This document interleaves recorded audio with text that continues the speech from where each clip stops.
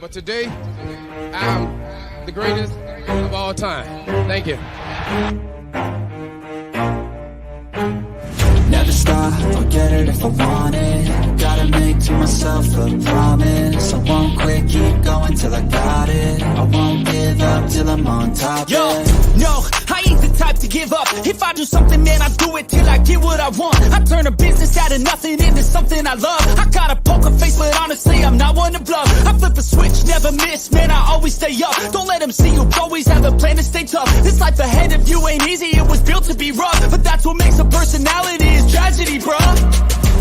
So keep your head on your shoulders. Now we ain't out here moving rocks, we out here moving boulders. Now we ain't getting posterized, we out here making posters. And we ain't got nothing to hide, we move forward like soldiers. You better wake up for the pay stub, or you'll pay up. Don't make love to the game, bruh, fuck the game up. Change up, rearrange stuff to your greatness. Same us for the way up, play the game, bruh. Never stop, I'll get it if I want it. Gotta make to myself a promise. I won't quit, keep going till I got it. I won't give up till I'm on top, yeah. You know I'm always honest, there ain't no way I'm ever stopping. I won't quit, keep going till I got it. I won't give up till I'm on top, I'm always flirting with pain, she like to hurt me and maim. I'm always working to change, but she's still lurking the same. I keep on building a dynasty while the haters be trying me, but they hate from inside.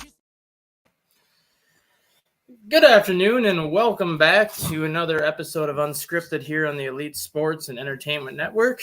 Dustin Reese back hosting today with South Bend Cubs play-by-play announcer, Mr. Brendan King. Brendan, how's it going? Dustin, what's up, man? Thanks for having me. Much appreciated. So yeah, let's talk about CubsCon. Obviously, for the listeners and the viewers that are not familiar with Cubs Convention, it's kind of their winter festival that they like to put on for the fans to kind of get the fans excited for the upcoming season, whether it's through the free agent signings they've made throughout the winter, which we know have been pretty scarce this winter, but just kind of talk about the whole Cubs Convention event and just what it's like being a part of it now that you can actually be a part of it. Yeah, it's been cool. I mean, so I think those listening, at least familiar, I mean, I grew up around Chicago. I'm a South Suburbs guy, so grew up a Cubs fan, so attending it is something I definitely don't take for granted. Just because as a kid, it was kind of one of those things where either we couldn't go because it was already sold out or it was too expensive. So it's been a fun last few years, no doubt. But yeah, I mean, this was a unique one just because of the news that came out prior. I mean, heck, day one, you're getting set to interview our South Bend guys, and, you hear from Jason Carr and the media relations staff. Hey, across the street, Shota Imanaga, press conference. You're free to go, 2:00. And, ate that up for sure. And, sat next to the great Lance Brozdowski from Marquee Sports Network. And, I think everybody's seen by now the start of that Shota press conference. That was awesome. Yeah. And, he seems like a locker room guy, clubhouse guy already. So that was cool. And then, like I think we were talking off the air, the weather definitely changed some plans, which I understand completely. So, there were some guys that couldn't attend, unfortunately, but it ended up being more so, I think, a prospect-driven CubsCon because all the prospects had gotten there a few days in advance. So, you have like guys like Matt Shaw and James Triantos and Moises Ballesteros at our South Bend booth, and there were big lines to meet those guys. And, those are three guys with others included, the Alcantaras of the world and Kate Hortons and others that, they are going to be the headliners of CubsCon someday soon. And that's kind of what the whole hope of the Chicago Cubs has been the last couple of years is this team has really been stockpiling the prospects. This team's really been kind of banking on their prospects to lead them to a bigger, better future, even bigger than what happened between 2015 and 2018. And when you have 7 top 100 prospects plus another 3 or 4 just on the outside looking in, you can see that the vision that this organization has focused on the last few years. It's a big deal, Dustin. And, I've said it for the last number of years, at least in my tenure in South Bend. And it's not a, organizational point. Nobody tells me to say this. This is just me because, you've watched a lot of Cubs prospects. I've watched a lot of Cubs prospects. It's an entirely different feel from 2015, 2016. Yes. That's with respect to those guys because they won a World Series. But to me, at least from 15, 16, those guys coming up, you had the A-listers, right? You had KB, you had Javi, you had Schwarber, you had Elmore, you had Rizzo.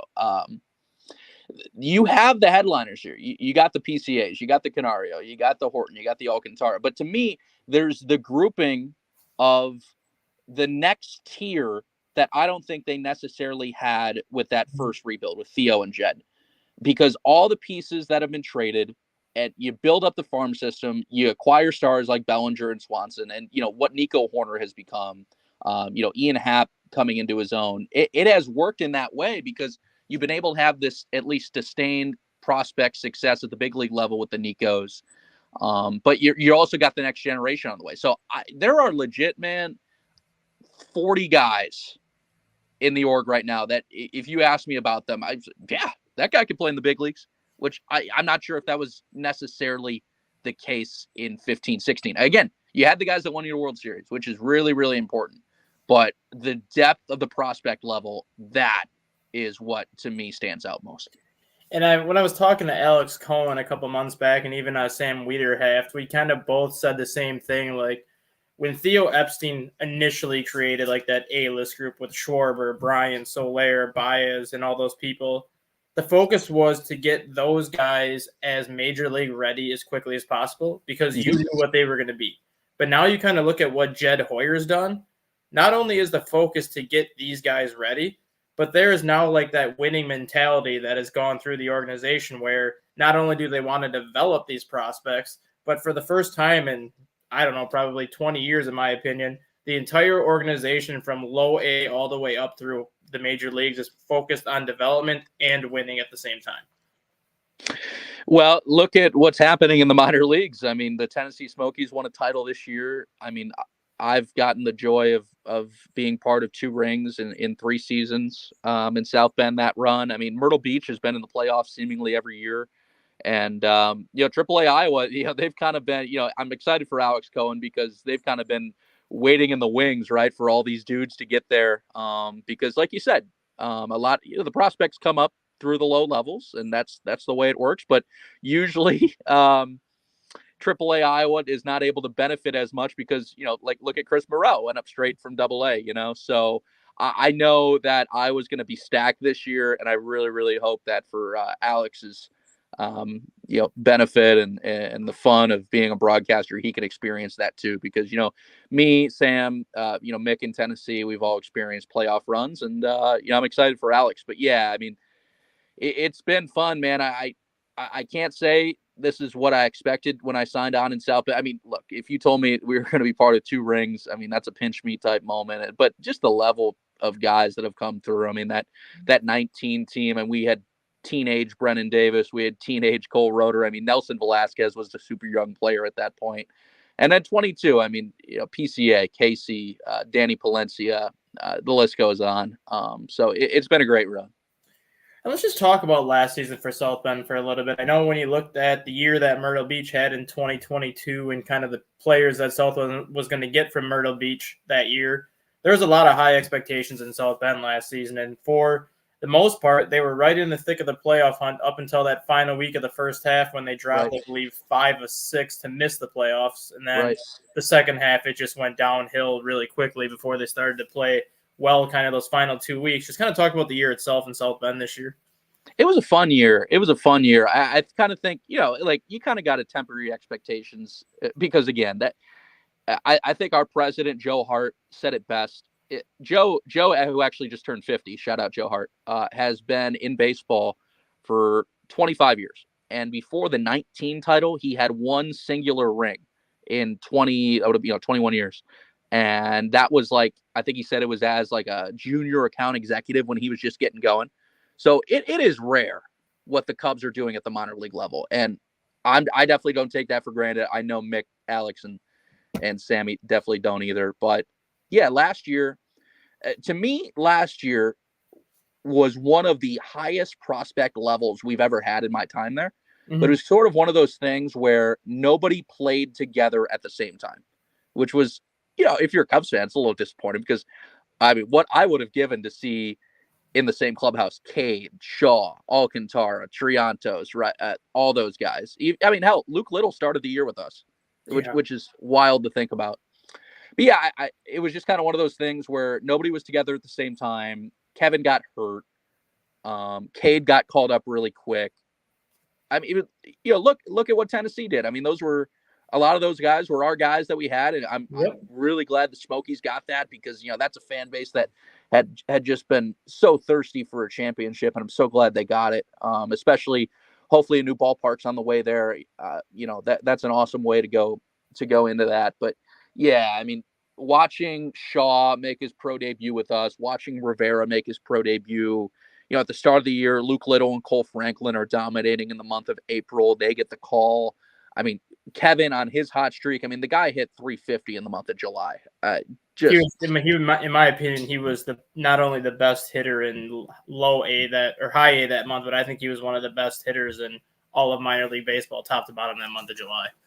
No doubt. And actually, I can actually tell this story now. I did a little hit with Marquis the other day, and I told this story. I kind of wanted to save it for a special moment, but I'll tell it here too. So Kevin had graduated from the English as a second language program that the Cubs offer, and that's offered organizational wide. There are tutors that go out to every affiliate, and it's a twice a month type thing where guys from Latin countries can take English as a second language, and sometimes it's difficult, but the progress that Kevin made, man. I mean, he was pretty quiet in April, which is not rare. I mean, it's cold, it's new, you're going to these places you've never been before, so I understand. But then his personality just started to shine and shine and shine as you went. But so as we said, he hit 350 in April. His walk number doubled in that month alone. He took double the amount of walks that he had in April, May, and June, in July. And talking to him, did a little program story on him. He said he got comfortable at the plate, more comfortable at the plate, and was able to relax knowing that he had graduated from that English class, because it was to him a little bit of pressure to get done with that, because he wanted to get done with that so bad. He wanted to graduate from the English class. They did like a full graduation. They did caps and gowns. They did like a clubhouse read where they crossed the stage or whatever. So that was fun. But yeah, like he said, after, it meant so much to be done with that English class and to have that accomplished, that he became a better hitter because he knew the process of what it took to get through that, because it was the hardest thing for him at the time. And the bat came around because that's his bread and butter. And he had that crazy month of July. So I thought that was one of my favorite stories of the year. And like, speaking of Alcantara, he's one of those prospects that obviously he's very highly regarded in the Cubs system, but I don't think he gets as much love as he should. And when you just watch this guy play, he reminds me a lot of Alfonso Soriano, just kind of the body build, the way his swing is, but I just think he's a more athletically gifted and probably a guy that's going to even translate to having more power than Alfonso Soriano. And that's scary to think about, man. And, Soriano, it just, like you said, add a little bit more length. That I had never thought about that before. I think that's a great point by you. I don't know if Alcantara will ever hit leadoff per se, but we don't need him to. No, exactly. Yeah, that's a great point, man. I love that comp, and I mean, hell, if he ends up being anything like Soriano, I mean, you got a big time prospect waiting in the wings there. And then two guys that I know, well, one guy for sure that you were excited to get, but then the other player I don't think anyone expected to get to you. We'll get to him in a second, but Cade Horton. And just seeing the amount of strides he's made since being drafted, from not even pitching at all in 2022 to most likely starting the year in AAA, or at least getting to AAA very soon next year. Just watching Cade Horton in low A, high A, and just it seemed like he was a man among boys, just overpowering every single hitter he faced. Just kind of thoughts on Cade Horton now that you've seen him. Well, even crazier to look at the dominance when you take into account, I mean, the guy has not been pitching exclusively for more than 3 or 4 years, so that's wild. I mean, to just find and tap into that kind of talent when you were a third baseman / pitcher, and then you become one of the most dominant pitching prospects in the world. That's more than talent, man. That's just God-given ability. But Cade uses it to his advantage. He's a great dude. I interviewed him on Friday, in Chicago. And I asked him a question because, like you said, he was just mowing down guys. But it was a tough question to answer because I asked him what pitch he was happiest with his development in 2023. And I think you could go either way, right? You could go because that fastball is dynamic. Curveball drops out of the sky. But he said the changeup. I had a feeling he would because to me, that's the pitch that is kind of the springboard. Yep.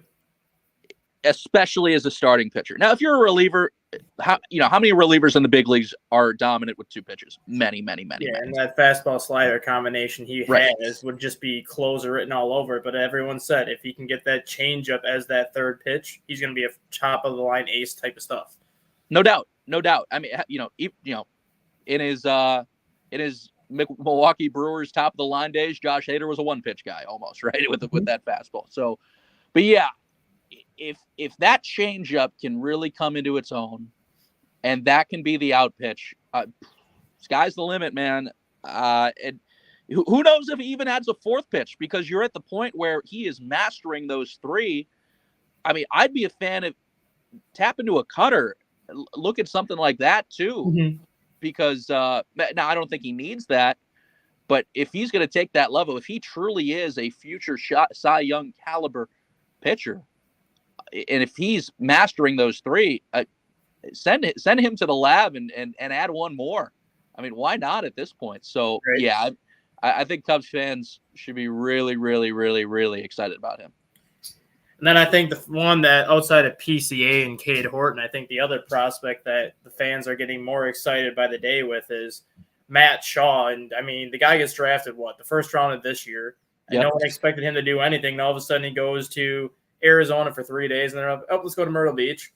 Hits the crap out of the ball for 2 weeks in Myrtle Beach, comes to you, hits the crap out of the ball with you, and goes to Tennessee. And guess what? Same story. I mean, Matt Shaw to me is, I think, the most advanced hitter in that Cubs system right now. And for a guy that's not even played 45 professional games, that's amazing to me to see what he's done at the plate in such a short time. And I'm just curious to see what they do with him defensively this year. If they try him at third to be like, hey, your bat is ready. Let's get you fielding third base, and you can be the everyday third baseman. Well, and he did a press conference at CubsCon and said, 99% of his reps this offseason have come at third. I had a chance to talk with him on Saturday.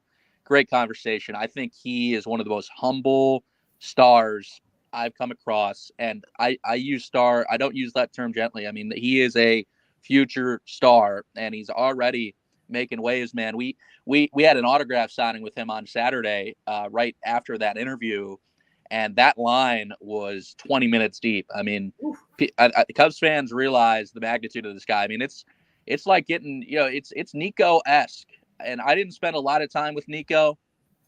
He was only with us for 4 games because he got hurt in 2018, and they shut him down. Why push him?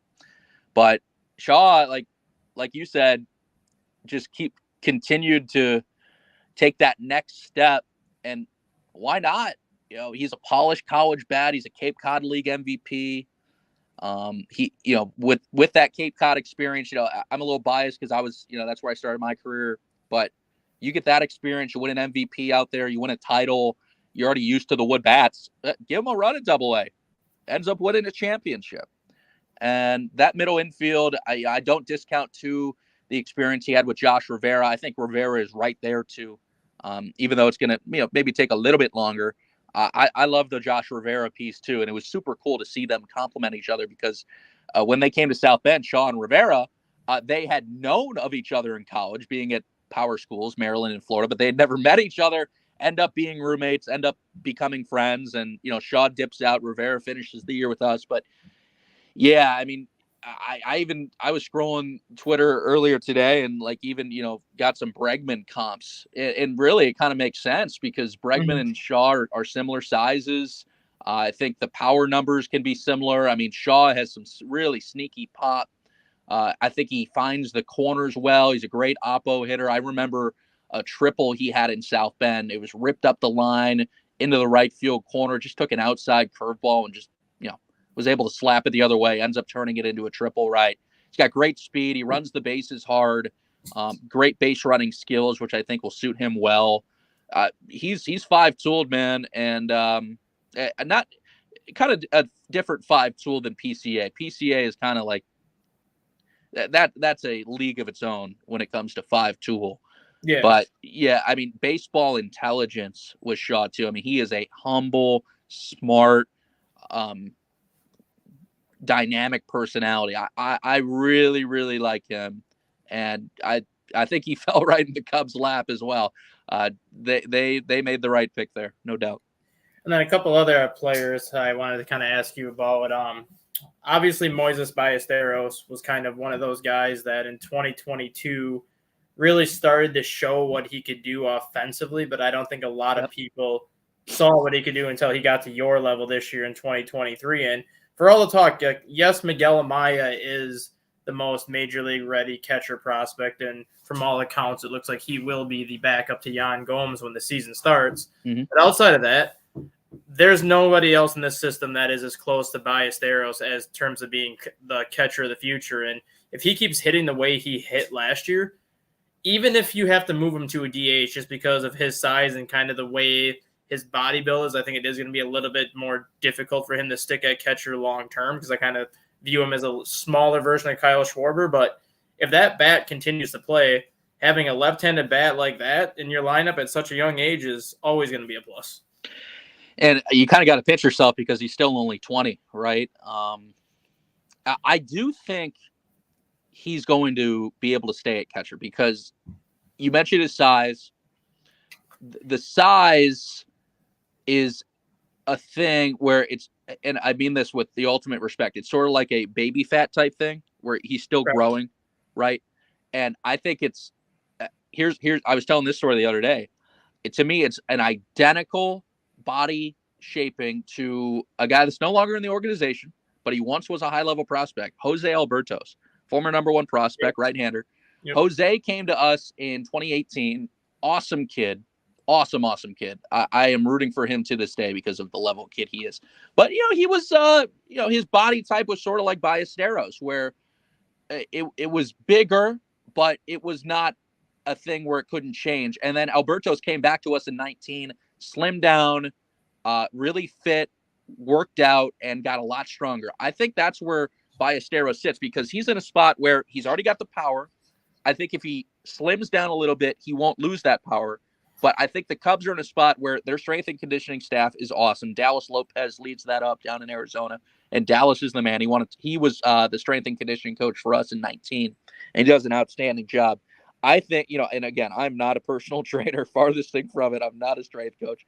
But I think you go the Albertos route, you drop that quote-unquote baby fat type thing, you slim down, and then you hit the weights, right? And you build that up, and you build that muscle. And that power is just going to stay there all intact because he's got the cut. I love how he hits the ball the other way. And I think he kind of almost learned a lesson, Dustin, where like in South Bend, he was so good at hitting the ball the other way and using all fields. But later in the summer, he started to just try and pull it a little more, not to a crazy extent. But when he pulls the ball and he drives it, that is something to watch. And he never lost the ability to slap it the other way. But when he really started to learn how to pull the ball and find the gaps on the right side, it's a matchup nightmare because you can shift him and he's just going to burn you for it. And then speaking of somebody that can drive the ball a long way, kind of similar to Kevin Alcantara, where I don't think he gets as much love as he should, and that's Felix Stevens. Yeah, he was another kind of going back to the Cubs' glory days when I kind of just watched Felix Stevens back at Myrtle Beach and even during his days in the Dominican Rookie League. Jorge Soler comparison immediately came to mind. Tall, big, strong guy that played the outfield, but he's also seen time at first base, and whether he has a position or not, I think he's another guy very comparable to Jorge Soler, and I love Felix Stevens in this organization. He is one of my favorite personality types. The guy is always smiling. He is super friendly. He's like the gentle giant. I loved getting to know him this year. Yeah, 25 bombs, right? Might have been 26 at the end. I can't remember off the top of my head, but either way, he got to 25. And That was a big goal for him. I remember when he hit that 25th, it was at home, and like he started crying around the bases. Like you saw through the camera, like he is sobbing going around the bases. Like, is everything good? Max and I were looking at each other like, hey, is he good? Like, he's going around third. He still gives Lance Reimel the slap, and you're like, all right, well, he looks all right, but this guy is sobbing in the dugout right now. He had written on a piece of paper in spring training, I will get to 25 home runs this year. And he accomplished that. And that's how much that meant to him. I mean, the guy's rounding first base and he's crying his eyes out. There's the passion for you. I mean, Cubs fans love passion. Imagine that at Wrigley, man, because him getting 40,000 people up and going, I can't wait for that day. I think strikeout numbers, going to have to work on those a little bit. I like his eye. He drew plenty of walks, and the contact ability was solid too. But I mean, I think you can afford to have a guy like that. Like you said, with the Soler comparison, you don't need him to be like a Ballesteros. You don't need him to have to use right field often. I like when he does find that right center field gap, but you can afford to have a guy like that in your lineup. I've always felt that way. You could afford to have a Kyle Schwarber if you're the Phillies because your lineup elsewhere is so good. So if Stevens ends up being that dead pull home run hitter, hey, more the better. That's going to be fun at Wrigley. I mean, I still that ball that he hit in Beloit in July, I don't think has landed yet. That's right. Yeah, I remember that. That was crazy. Then the last player I want to talk about is a guy that has heard his name in trade conversations a lot this offseason. I think a lot of it has to do with the overall depth in the Cubs system. You look at the position he plays and kind of the players in front of him. But he'd be a player that I hate to see go, and that's James Triantos, just because you look at when he was in high school, he was considered one of the better power hitting and average hitting players. Got to Myrtle Beach, and for the most part, he was a decent average hitter, but never really tapped into his power. Same thing this year with South Bend. The first half of the year, he was more of that contact first hitter. But then as the second half of the season started, you saw him start to tap into his power a little bit. And that's what makes me the most excited about him for 2024 is I think this year especially, you're going to start to see him tap into that power. I do too. And just as he continues to get older, I mean, that's natural. I mean, the guy, I do have to remind myself about this too. With guys like him who get drafted out of high school, you have to keep in mind this guy was playing high school baseball, 3 years ago, right? Yeah. Which is difficult to remind yourself about in pro ball because nobody thinks about that at all. So yeah, I think this year is going to be a big power number year for him. What I do respect about him most was just how hard the Cubs worked him. And, that's no discredit to the Cubs. They should work him hard because he is going to be a terrific ball player. But, the Cubs every day, D'Angelo Jimenez, our bench coach, former big league infielder, right? Working with him hours before the game. He's taking ground balls for 45 minutes to an hour. Then he goes and takes reps in center. I mean, he played center field for the first time in his life this summer, in Lake County. That is not easy for any prospect to do. And really, a prospect with a big head, right? If a team goes out and it's like, hey, we want you to go play center field. Well, I've never done that in my life before. And, a prospect could very easily kind of get cocky and say, no, I'm not doing that. Triantos, that guy just loves playing baseball. You could stick him at third, second, short, center, whatever. I mean, he'd probably even catch for it. I mean, he was a heck of a pitcher in high school too. Yeah. That guy, I have a lot of respect for that guy's work ethic because they put him through a lot from a physical standpoint, and he did everything possible. And I do have to give a shout out to a big part of his development at the plate is the guy that actually just got hired in Cleveland, Dan Puente, our hitting coach the last 2 years. He is now Cleveland's assistant hitting coach, going to the big leagues. And I love Dan. I tweeted this the other day, like, every day I went to the field, I learned something new from Dan, and I think he's going to be an awesome big league coach. That guy is no doubt going to be a big league, hitting coach, not just assistant, but he's going to get hired as a big league hitting coach someday, and maybe even more, because that dude is really smart. And talking to Triantos the other day, he was a huge part of Triantos really getting comfortable at the plate. Now, the last question I got for you is, we are officially at 30 days away from the first spring game, I think. 24 days away from catchers and pitchers reporting, which is a little bit further back for the minor league side of things. But I guess, what are you looking forward to the most for this upcoming South Bend season? Obviously, you're going to see players that you haven't seen yet, like Christian Hernandez and some of those guys down in Myrtle Beach that had great years last year. But just in general, what are you most excited about as this season and kind of you could say the new regime takes over because with Craig Counsell and just everything that I think he's going to bring to the table? Yeah, met Craig this weekend. Just a quick handshake and hello, but he was very kind and courteous. So super excited about that. I mean, yeah, you bring in a guy like Craig Counsell because you have aspirations to win a World Series, and this is the time, man. I've always felt like 2024 was the year that the Cubs are going to be back. I said that years ago, and it just kind of shaken out that way, and hopefully it is. I'll give you two answers, Dustin. Like you said, I'll give you one for South Bend. I'll give you one in general. Okay. My South Bend answer is I'm really, really excited to see Hernandez, like you said. I mean, that guy's pedigree and resume comes with him. But also, I am really, really pumped to finally, hopefully, see Rafael Morel. Because that guy, I've heard nothing but amazing things about him personally and professionally. And even way back to 2019, man, like Buddy Bailey was our manager. We won a title. We had Chris Morel that year. Morel had gotten hurt before the title, so unfortunately he couldn't win it with us, as fun as that would have been. But even talking with Buddy, I would ask Buddy, like, hey, he's got a brother, right? And at the time, Rafael was only playing in the Dominican Summer League. And Buddy was like, yeah, but to use Buddy's words, Buddy was like, he may end up not being better, but just being more explosive, which is really, really intriguing because this is Chris Morel we're talking about, man, right? He's quite explosive. Yeah, so I don't know what Rafael will end up being, but also this is really the time for him to kind of put his fingerprint on the map because, we're going to be playing a lot of games on Marquee, and it's going to be a chance for fans to see him. And Cubs fans love Chris Morel. Add one more layer to it, and you got the Morel brothers. I mean, that's really, really, really fun to think about. And then my general answer, I'm just pumped for Brennen Davis to finally be healthy. Talking with him at CubsCon, he says he feels awesome. And it's no secret he's had some freak injuries over the years, and a lot of them have just been unavoidable, right? I mean, with the back and everything else, midsection or whatever. I mean, it's not on him, man. I mean, he is putting in the time, he is putting in the necessary preparation, and he's just kind of gotten the short end of the stick. He was with us in Fort Wayne this past year, and he played 3 or 4 games at home, was getting his timing back, didn't look all too comfortable.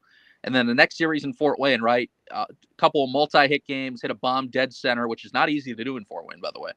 And then he got called back up to AAA. So I'm just excited for Brennen to finally be healthy, and hopefully that means we're going to see some Brennen Davis this summer at Wrigley Field because that really would be fun for me to see. And because again, he's one of my original guys from South Bend. I mean, I had him as a teenager, and now he's fully grown. And hopefully this is the year for Brennen. All right, before I let you go, I just want to let the viewers and listeners know where they can find you if they're interested in obviously listening to some of your calls, because I know you do some college basketball when it's not baseball season. Yeah, man. Getting my first run of men's games for ESPN, which is cool. I've done a lot of high school ball over the years. I've gotten to do a lot of women's basketball over the years too, but getting my first crack at men's games, mainly for the Missouri Valley, doing a lot of Indiana State. So I got a few games coming up, but now, man, I'm ready to go for baseball season. I'm gearing ready. I'll be out at spring training for about a week, and then opening day in South Bend in April. You can catch us on the radio, Sports Radio 960 WSBT. That's the radio station. We'll be on Marquee a bunch, and then my Twitter is at BKing Sports. Awesome. Thanks for hopping on, Brendan. And I'm sure we're going to definitely do this once all the roster stuff is released and once it gets underway. Anytime, Dustin. Appreciate you, man.